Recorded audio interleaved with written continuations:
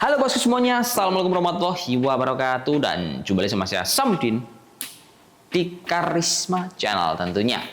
Nah, oke bosku semuanya, hari ini saya mau bahas sebuah laptop gaming punya Lenovo yang harganya itu di angka 19 sampai 20 juta rupiah.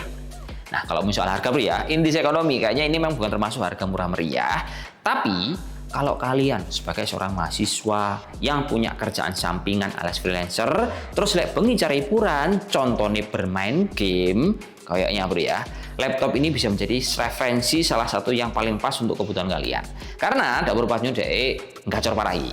Dia pakai prosesor Intel Core i5HX, VGA RTX 5060, RAM 16GB, layar akurasi 100% sRGB. Semisal case-nya gini, teman-teman setiap pagi itu berangkat kuliah. Nah, kita ngomongin soal berangkat kuliah bro ya, otomatis wis rapi ganteng, laptop ini masuk tas, paket laptop ini nanti kalian dapat tas backpack. Nah, kalau kita ngomong soal laptop gaming, otomatis salah satu kekurangannya adalah laptop ini pasti punya bobot yang berat. Tapi kalau kita pakai tas backpack, ini tetap nyaman bro, masuk tas, disangklong, terus kita bawa motoran nyampe kampus jalan-jalan, ini nggak akan terasa berat. Total bobot laptop ini dia di angka 2,3 kg, ketebalannya di angka 2 cm lebih dikit. Dan kalau kalian lihat tampilan laptop ini dia gagah, dia kelihatan gaming sekali, mirip kayak Legion, tapi ini adalah seri LOG.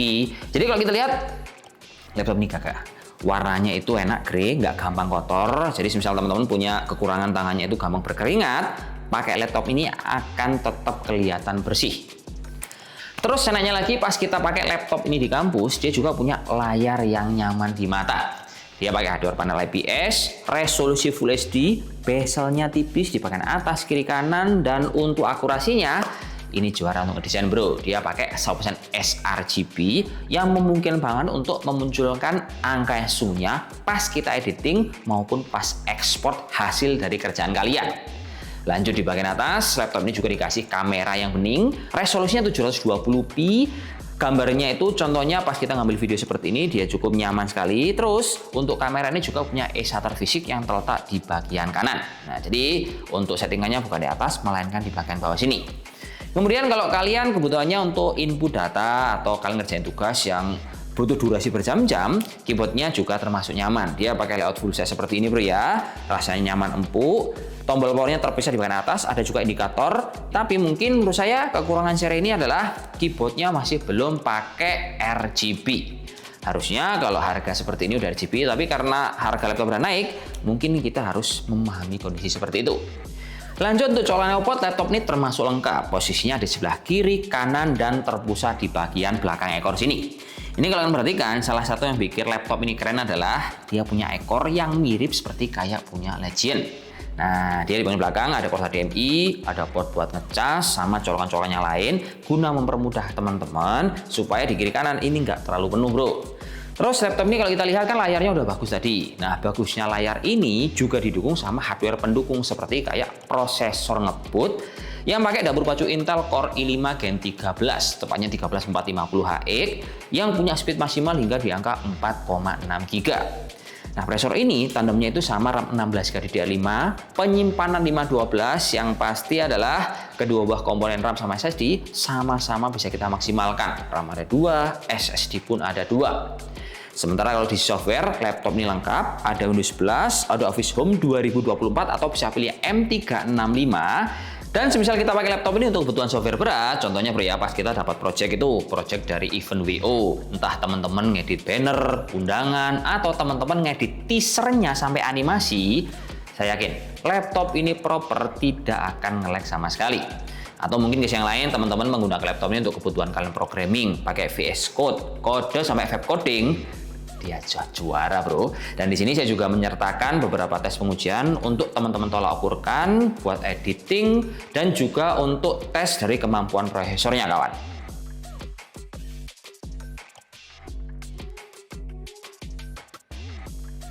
Nah, semisal ini pas sore-sore teman-teman masih di kampus terus di WA sama dosen suruh ngumpulin tugas, laptop ini masih bisa kita pakai. Karena baterainya menurutku lumayan awet bro ya. Dia masih bisa bertahan di angka 5 jam 33 menit untuk kebutuhan software Office. Semisal teman-teman pakai Word, Excel, atau browsing, dia masih bisa awet. Tapi kalau kalian pakai laptop ini untuk kebutuhan bermain game, ya dia wassalam bro, karena pengujian kami, laptop ini hanya mampu bertahan di angka 55 menit. Data pengujian ini kita peroleh menggunakan PC Mark 10 yang disesuaikan sama kebutuhan. Jadi mungkin average-nya kalau kalian pakai laptop ini bisa 3-4 jam, tergantung dipakai buat apa. Misal nonton video, terus kalian edit tipis-tipis, dan juga main game, ya mungkin itu akan disesuaikan sama penggunaan daya kalian di laptop ini. Tapi jelas kalau kita melihat dari sokongan dayanya ini lumayan awet bro ya. Untuk kapasitas baterai di angka 60 Wh, laptop ini juga dikasih adaptor yang nggak terlalu gede, enak dibawa-bawa. Terus sistem cooling laptop ini pun dia proper. Tapi kadang banyak orang-orang bully karena dia hanya menggunakan single fan.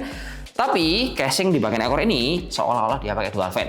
Padahal bro ya, suhu laptop ini pas dipakai yang berat-berat, menurutku tetap stabil karena hanya memunculkan angka tertinggi di 53 derajat Celcius.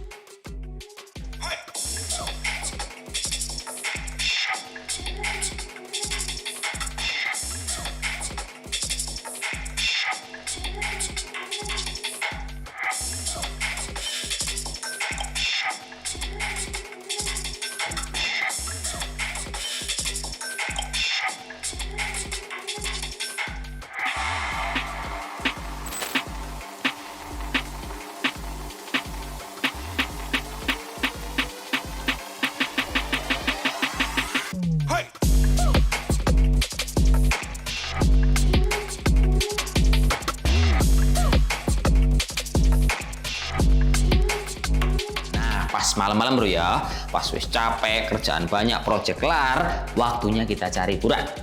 Ngomong soal performa laptop ini, performa gamenya boleh banget buat kalian dalin. Karena VGA-nya dia pakai RTX 5060, VRAM 8GB DDR7 dengan TGP di angka 65 Watt.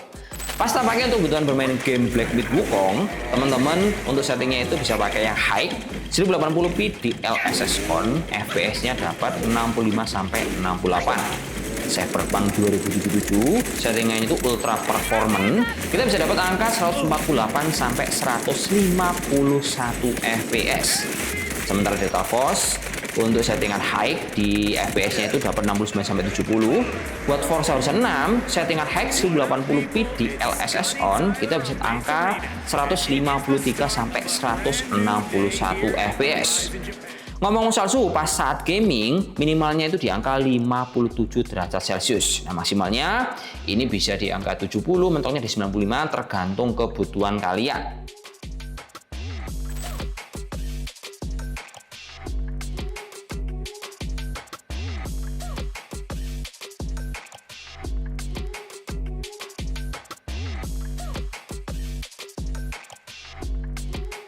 Lanjut bosku, kita akan masuk ke part selanjutnya, yaitu segmen mendang-mending. Seperti biasa, di segmen ini untuk lab yang kita bahas akan saya compare dengan merek lain. Tujuannya ya nggak bukan mempermudah teman-teman dalam menentukan nanti mending laptop ini atau masih mending kompetitor lainnya. Karena di sini kita pakai dua buah tolak ukur. Yang pertama harganya sama-sama di angka 19 sampai 20 juta rupiah. Terus tolak ukur kedua adalah VGA-nya sama-sama pakai RTX 5060. Kenapa kok pakai dua tolak ukur? Jawaban sederhananya kalau kita pakai yang plek ketiplek sama, di semua merek nggak ada yang sama persis. Jadi setelah kita riset, akhirnya saya nemu 4 buah kompetitor yang paling dekat. Yang pertama, dia ada dari seri HP Victus 15 FA2145TX. Dia masuk kategori sama-sama di angka 19 sampai 20 juta rupiah. Tapi ini kalau kalian perhatikan, speknya itu masih kalah jauh bro dibandingkan punya LOG. VGA masih pakai RTX 5050, mungkin menangnya dia RAM di 24GB. Namun untuk layarnya, seri Victus ini masih belum 100% sRGB. Nomor 2 ada MSI 15 yang harganya itu juga di angka 19 juta rupiah. Nah, MSI ini mungkin kalau kita lihat speknya dia pakai i7 Gen 13. Tapi nyatanya skornya kalau kita compare kemampuannya sama i5 HX-nya LOG, dia masih kalah jauh bolo. Dan VGA-nya pun MSI ini masih pakai RTX 5050, layarnya pun belum 100% sRGB. Ketiga ada Acer Retro 16S yang pakai Core 724H, dia pakai VGA sama-sama RTX 5060. Namun harga di Nitro ini bro, dia sudah menyentuh di atas 23 juta rupiah. Menangnya Nitro ini memang layarnya lebih besar, refreshnya lebih tinggi. Ya tapi harganya itu loh, kayaknya ini ketinggian. Terus terakhir ada Asus TUF 16 yang pakai Ryzen 7 260 dan harganya ini menurutku paling overpriced sebab sudah dijual di angka 25 jutaan rupiah.